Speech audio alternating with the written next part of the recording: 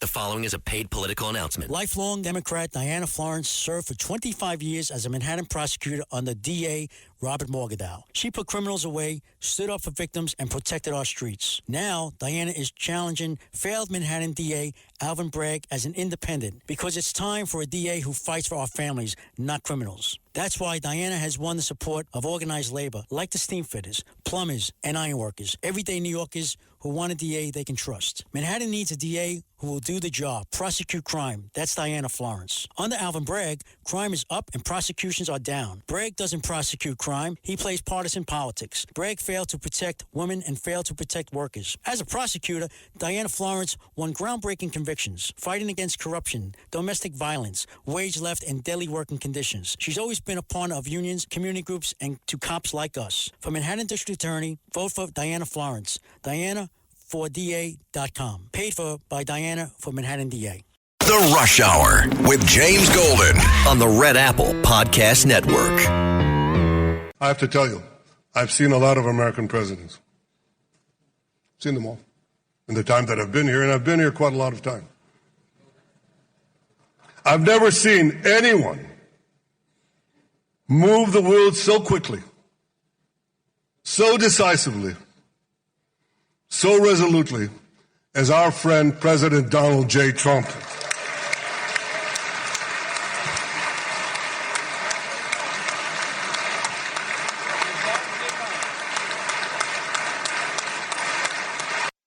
This is not only the end of a war. This is the end of an age of terror and death and the beginning of the age of faith and hope and of God. It's the start of a grand concord and lasting harmony for Israel and all the nations of what will soon be a truly magnificent region. I believe that so strongly. This is the historic dawn of a new Middle East. Words from President Donald Trump, word from Prime Minister Bibi Netanyahu, Benjamin Netanyahu today in the Knesset, Israel. Donald Trump is on the way back to America, expected to land sometime in the wee morning hours from this historic trip to the Middle East. Welcome, it's Bo Snerdley's Rush Hour, the Monday edition, fastest hour in American media. The peace that is now taking place in the Mideast is a sign of hopefulness. There's a lot of work to be done. I'm not going to try to even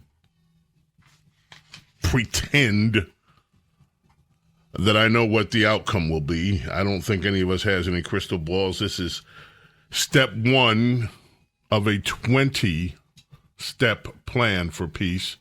Step two is being initiated right now. A long way to go before we can say that the peace is lasting.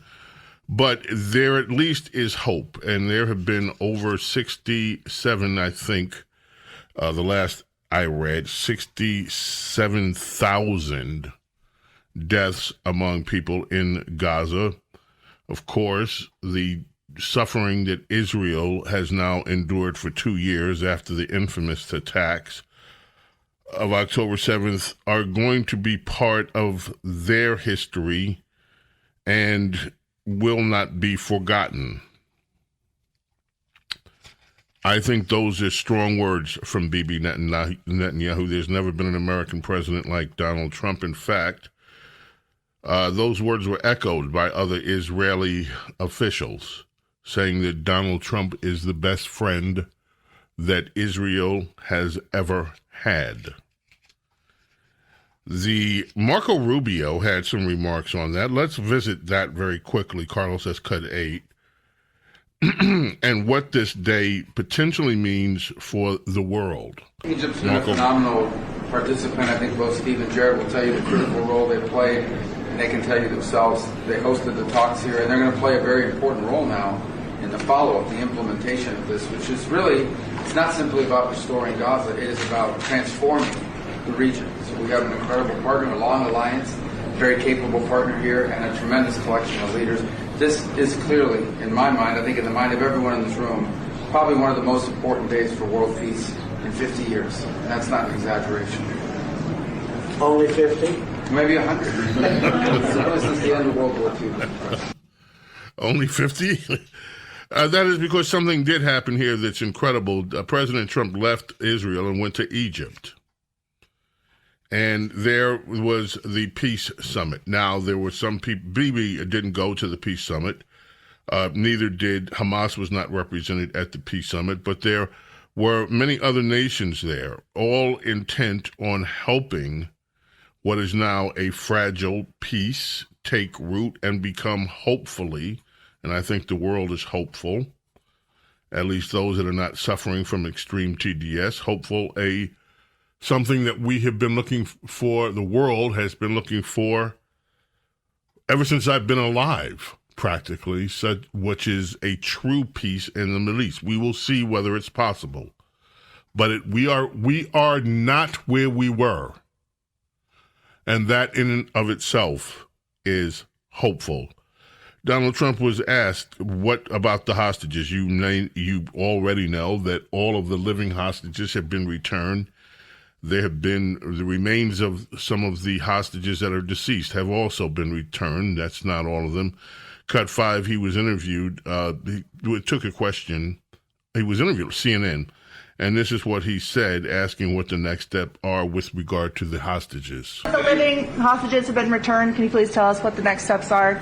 Well, they're going and looking for bodies. It's a pretty gruesome task, and they know where numerous are, as you know. I guess 5 or 6 are in yet now, but they're looking for bodies. They know the areas, and the search parties out, and they're doing it in conjunction with Israel, and they're going to be finding quite a few of them. Also, the president talked about the foreign countries that helped him get this peace deal accomplished. That's cut 4, Carlos. Here's President Trump.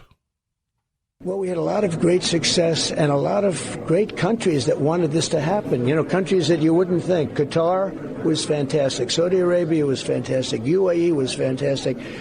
Jordan, the King Abdullah he just couldn't have been nicer. I call him general, but president. You could call him whatever you want. But El-Sisi, strong, tough, like an unbelievable guy. They all wanted to see this happen. That's the amazing thing.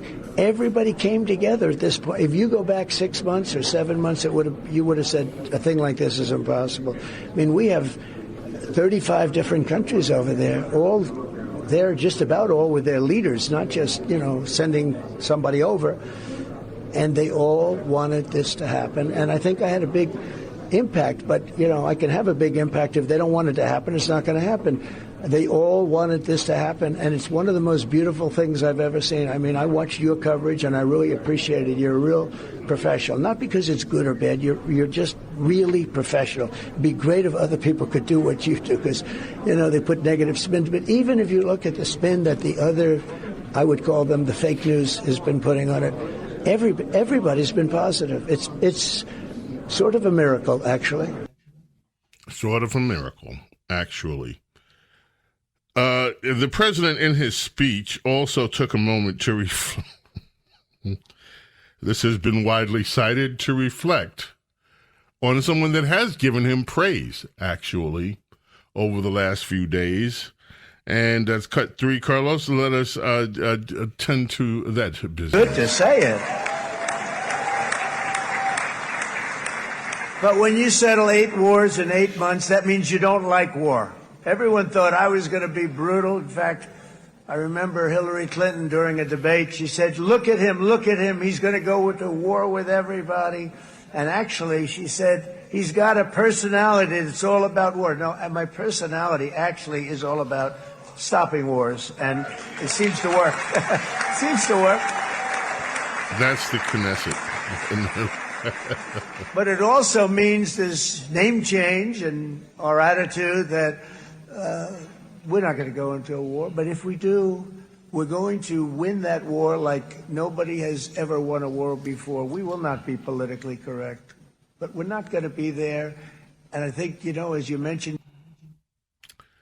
One of the things that I do want you to listen to, if you have not heard this, we had a one of the hostages, former hostage, held by Hamas, spoke of a bit of what the captivity was like, and also a bit of political analysis included in that. I doubt whether you will be seeing this particular hostage interview on any of the mainstream media outlets in America, although it will be played elsewhere. That's cut 6, Carlos.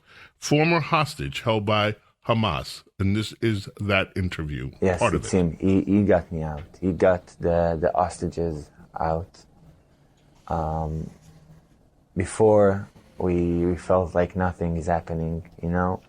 And I remember ever since he came into the road, they were very scared of him. Yeah, they wanted... Who? The terrorists. We're afraid of Trump. Yeah, they wanted Kamala to be chosen, to be elected. You talked politics with them? Yeah. They wanted Kamala to be elected. But as soon as Donald Trump was elected, they understood that he wants to bring the hostages back home. Yeah. So immediately the way they treated me changed. So if it's the amount of food, I could say this, that when Trump became president, yeah, the way they treated us changed.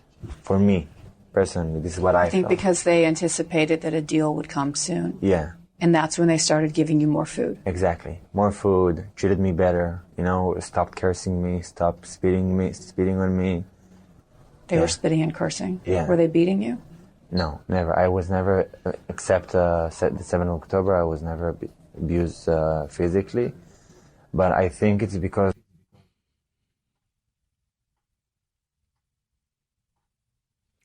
Well, pretty remarkable stuff there. That is not all that has taken place in the news. Of course, the government shutdown remains in effect. We will discuss that. We have a supreme, there's something too I'm going to talk about, which is these National Guard deployments, among other things, if we have a chance.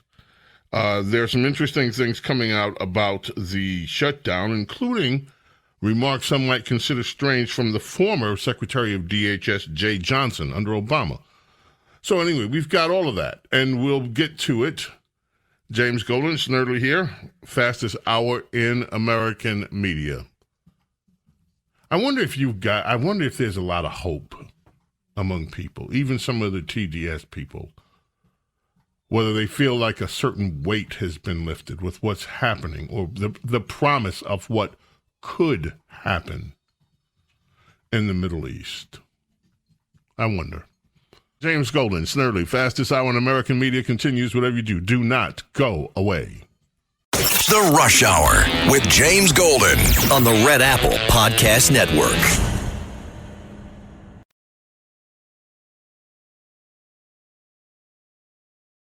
The Rush Hour with James Golden on the Red Apple Podcast Network. It is just such a hallmark of tyrannical, autocratic dictatorship societies that they use the prosecutorial department as a political weapon. It is a disgrace, and every American, I don't care if you're Democrat, Republican, liberal, conservative, moderate, people should be forcefully rising up against this. Yeah, it's Chuck Schumer, his latest calls for insurrection. We'll deal with a little bit of that later. The Police, 1979. Released Regata de Blanc, their second album, and of course, this one didn't go number one in the States, but it went number one. In fact, at the time, it was barely noticed in the States, to be totally honest. But this one went number one across the pond. And of course, we all know it now. Message in a Bottle, The Police. James Golden, Snerdley. Now, while all that was going on, J.D. Vance has been all over the news. He was on some of the Sunday show. Well, what's left of the Sunday shows are not really Sunday shows. There might be a new one coming. And he was on with the person I consider to be a political hack, and hack only, George Stephanopoulos. All the stuff going on in the world, what Stephanopoulos trying to nail with going after the attacks on Tom Homan. Well, he got taken to school by J.D. Vance, and this is what that sounded like. I don't know what tape you're referring to, George. I saw media reports that Tom Homan accepted a bribe. There's no evidence of that. And here's, George, why fewer and fewer people watch your program and why you're losing credibility. Because you're talking for now 5 minutes with the Vice President of the United States about this story regarding Tom Homan, a story that I've read about, but I don't even know the video that you're talking about. Meanwhile, low-income women can't get food because the Democrats and Chuck Schumer have shut down the government. Right now, we're trying to figure out how to pay our troops because Chuck Schumer has shut down the government. You are focused on a bogus story. You're insinuating criminal wrongdoing against a guy who has done nothing wrong instead of focusing on the fact that our country is struggling because our government's shut down. Let's talk about the real issues, George. I think the American people would benefit much more from that than from you going down some weird left-wing rabbit hole where the facts clearly show that Tom Homan didn't engage in any criminal wrongdoing. It's not a weird left-wing rabbit hole. I didn't insinuate anything. I asked you whether Tom Homan accepted $50,000, as was heard on an audio tape recorded by the FBI in September 2024, and you did not answer the question. Thank you for your time this morning. No, George, I said that I don't. Up next, we'll be right back. And of course, after he gets taken, let's get him off of here. When is enough going to be enough? You know, some of us remember George Stephanopoulos of the Clinton War Room. The fact that they are even posing this guy and have been for decades as a serious journalist is an insult to the American public. James Golden, Snerdley, fastest hour in American media. We have more. I think one of the most idiotic things I have heard in ages has come out of Illinois. I'll share it with you. That and more when we get back. So whatever you do, keep it here. Do not go away. The Rush Hour with James Golden on the Red Apple Podcast Network.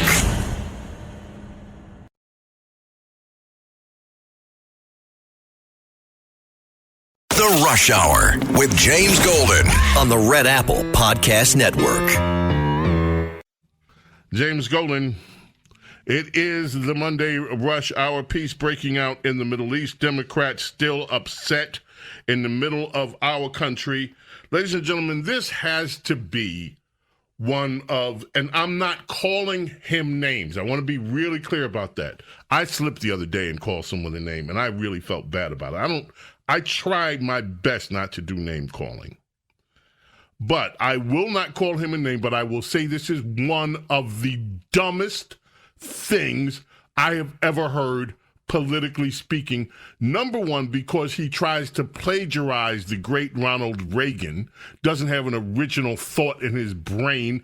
Number two, the entire premise for this is unbelievably idiotic from a logical point of view. Illinois Democrat, his name is Emanuel Chris Welch, is apparently unhappy that the federal government is enforcing the law with ICE. So standing in front of a bunch of other leaders, this cut 10 is what Democrat from Illinois, Emanuel Chris Welch, had to say. American president actually ordered an iron fence to be erected in American city. Just as the Berlin Wall did in 1961, this fence stands as a symbol of division. This fence is a symbol of dividing families. This fence is a symbol of dividing communities. This fence is a symbol of dividing Americans. And this fence is a symbol of denying American constitutional rights. This fence is also a distraction. Let's be clear. This fence is a distraction and a reinforcement of the havoc Trump has wreaked on our nation. We must pull back all of these fences and all of these barriers to the American dream. Mr. Trump, Tear down this fence now. Tear it down. Tear down this symbol of division. Tear down this symbol of destruction. Tear it down and tear it down now. It's just so stupid. Oh, it's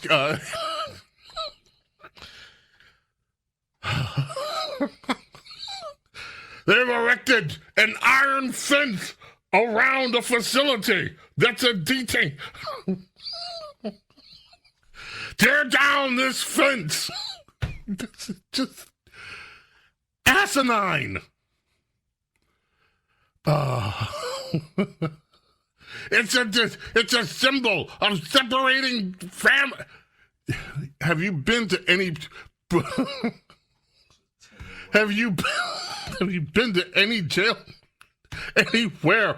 Most jails have fences, or prisons have fences around it to keep the inmates in. You're gonna go to all of them? You're separating families. They've been separated from their families.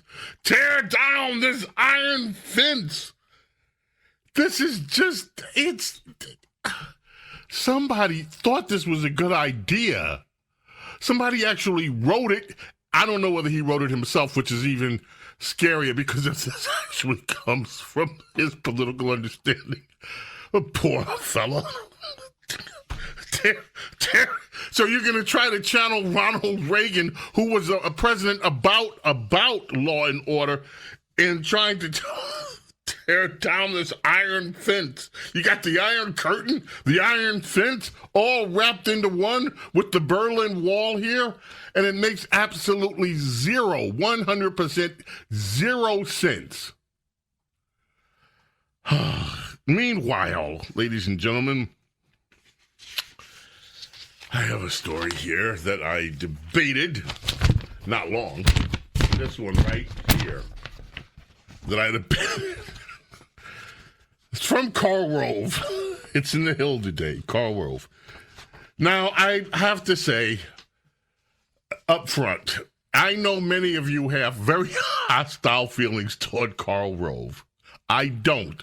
I've always considered Karl Rove to be a friend, although I have not agreed with Karl Rove on many things in the past few years, and certainly today I don't agree with this at all. Karl Rove used to send me books to read that he thought I would enjoy, and in fact, one of them is absolutely incredible. It's about Winston Churchill's climb back to political relevancy. It's called Troublesome Young Men. It is one of the best political books I have ever read. Anyway, Karl Rove, GOP strategist, predicted Saturday that deploying National Guard troops to Democrat-led cities over the objections of their respective state governors will ultimately be a losing issue for President Trump. Rove pointed to polls showing 58% of U.S. adults say the president should only deploy troops to areas with external threats, a view that is held by 72% of Democrats, 51% of Republicans, and 53% who identify as other. Only 37% of the public say the president should be able to send troops into a state even if the governor objects, including 70% of Republicans, 13% of Democrats, and 28% of respondents who identify with neither party. If the governor objects, through partisanship starts to be felt. Republicans say, yeah, override the governor. Democrats say no. And independents tend to side with the Democrat voters and say, no, I don't think that should happen. He said he's concerned about the effects the numbers will have on Trump's support, even if some voters concerned about crime might appreciate the Democrats doing something to address the issue. Ultimately, I think this will tend to be a loser, he said. It will only be a loser if you people in Washington, and I don't mean that to Carl, I mean if the political, look, tell you what, I'm going to play something for you.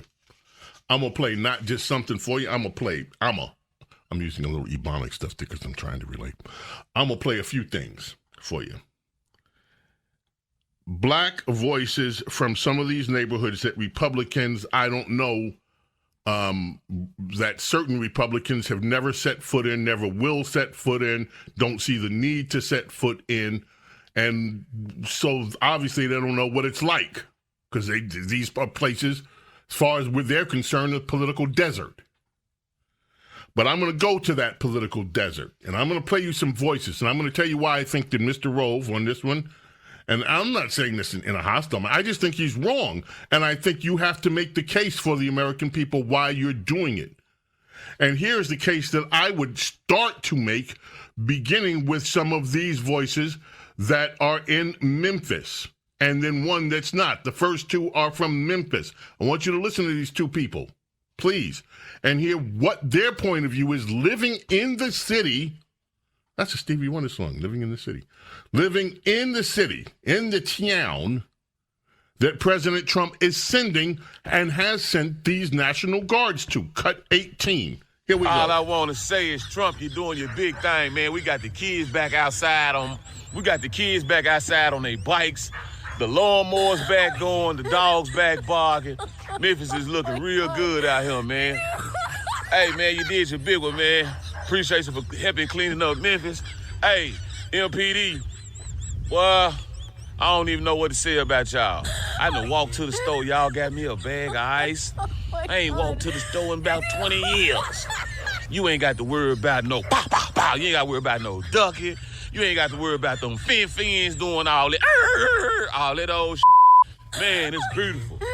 I'm talking about the traffic back going. I'm talking about the kids back outside. Hey, make Memphis great again, God. Hey, it's a good thing, man. I love when the plan come together. Hey, Tag Force, keep doing what you're doing. Hey, Trump, y'all keep doing what you're doing. National Guard, y'all keep doing what you're doing. Hey. Now, I looked at that from some site that this woman's laughing all the way through it like he doesn't know what he's talking about. But you know what? Yeah, I know some of it's a little hard to translate for some of us. Not me. I understood what he was saying. But basically, he's saying things are picking up. Commerce is picking up. We're seeing things that we don't see in the city because there's a sense of law and order, and it's straightening out. And the kids are not, their parents aren't keeping them inside. Now, that just seems to be a familiar refrain. Listen to this. I would say she's about in maybe her mid-30s, black gal in Memphis. Listen to this. Some of y'all might get mad at me. And at this point, I don't give a damn. I'm not into politics. I'm not into all of that extra stuff that people be losing their life over. I ain't into all that. We human. What else? But I will say thank you to Trump for bringing these National Guards and doing what they doing down here in Memphis right now. You know, for the first time in 5 years. I've been in my home for 5 years. And for the first time, my kids have been able to play in the backyard and be able to do it comfortably. I haven't heard a gunshot in 2 weeks. I haven't seen strange people walk up and down the street. Just a few weeks ago, I had somebody walk on the side of my house. None of that action's going on. I haven't seen no young YNs at the store posted. I haven't seen an Infinity fly past me in weeks. I'm sitting on my porch right now, and I'm watching kids outside playing. People outside walking with their kids, stuff I ain't never seen before living in my neighborhood. But all because we feel safe in this environment, unfortunately, because of the things that are happening here in the city. I hate it had to be this way, but I'm happy. I'm happy. Honestly, I truly feel that this is just a band-aid to the problem. I don't think this is going to completely fix everything. But to have a moment of peace, just thank you, Jesus. Okay, Karl Rove, I don't know whether you've ever been to this woman's neighborhood. I doubt whether you live in a neighborhood where your kids can't go out. I've lived in this neighborhood for 5 years, she said. I have never been able to send my children out to play in our yard without fear, this woman, that they would be shot She hasn't heard gunshots into. Do you live in a neighborhood? Any of you critics where you're listening to gunshots every day like it's part of common life in your neighborhood? You know what that's like? Do you know what it's like to actually thank the president and thank God, thank the Lord, that I can actually let my children go out and play? I haven't been able to do that in 5 years because this neighborhood is so terrible. But now, thanks to the fact that it is being patrolled, my kids can go out and play and have a normal life, things that people in almost any other community in the United States would take for granted.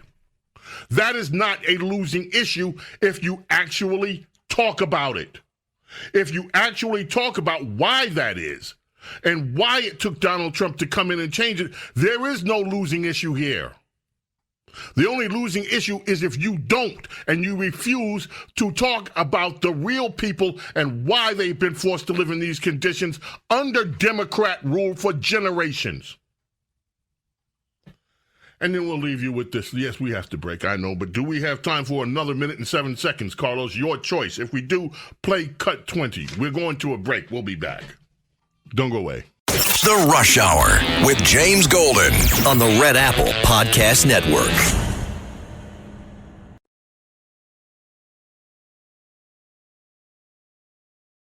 The Rush Hour with James Golden on the Red Apple Podcast Network. The mega movement is happening with the black folks. People starting to realize, hey, MAGA don't care about your color. MAGA love America. It's all big family. It ain't like Democrat Party, Republican Party. MAGA is, we about America.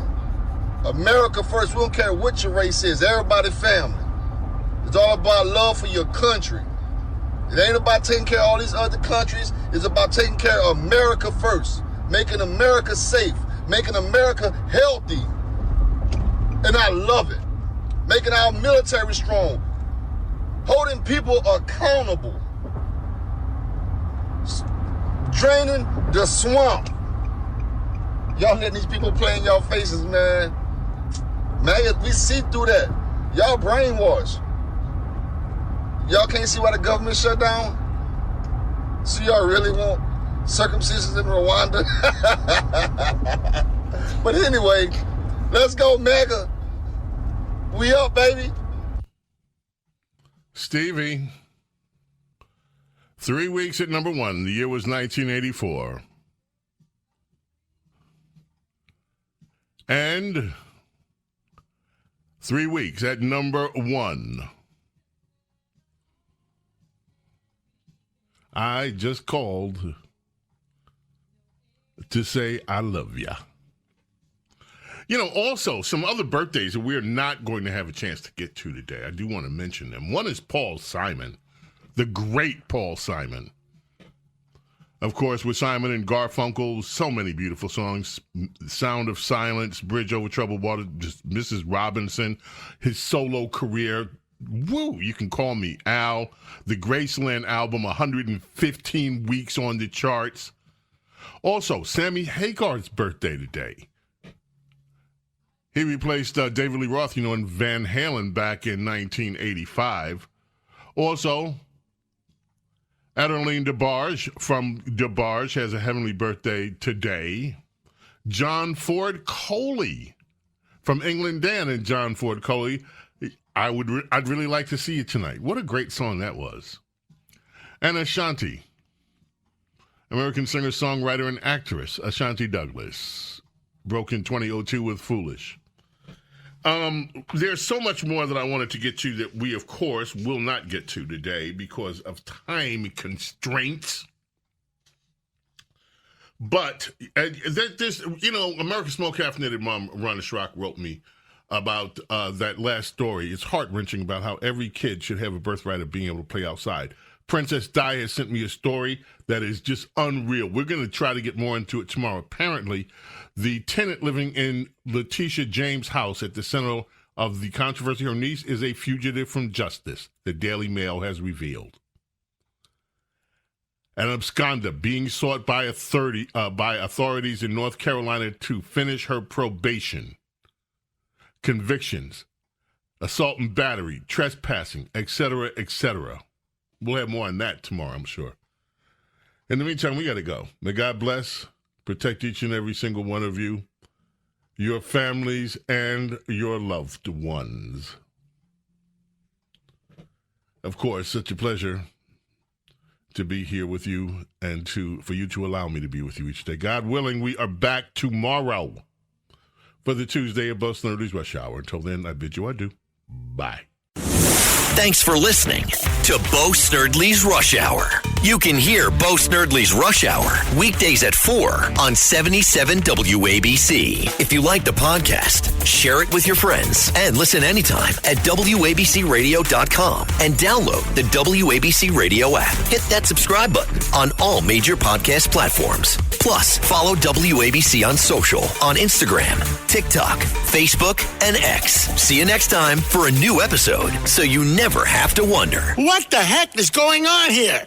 The following is a paid political announcement. Lifelong Democrat Diana Florence served for 25 years as a Manhattan prosecutor under DA Robert Morgenthau. She put criminals away, stood up for victims, and protected our streets. Now, Diana is challenging failed Manhattan DA Alvin Bragg as an independent because it's time for a DA who fights for our families, not criminals. That's why Diana has won the support of organized labor like the steam fitters, plumbers, and ironworkers, everyday New Yorkers who want a DA they can trust. Manhattan needs a DA who will do the job, prosecute crime. That's Diana Florence. Under Alvin Bragg, crime is up and prosecutions are down. Bragg doesn't prosecute crime. He plays partisan politics. Bragg failed to protect women and failed to protect workers. As a prosecutor, Diana Florence won groundbreaking convictions, fighting against corruption, domestic violence, wage theft, and daily working conditions. She's always been a partner of unions, community groups, and to cops like us. For Manhattan District Attorney, vote for Diana Florence. Diana4DA.com. Paid for by Diana for Manhattan DA.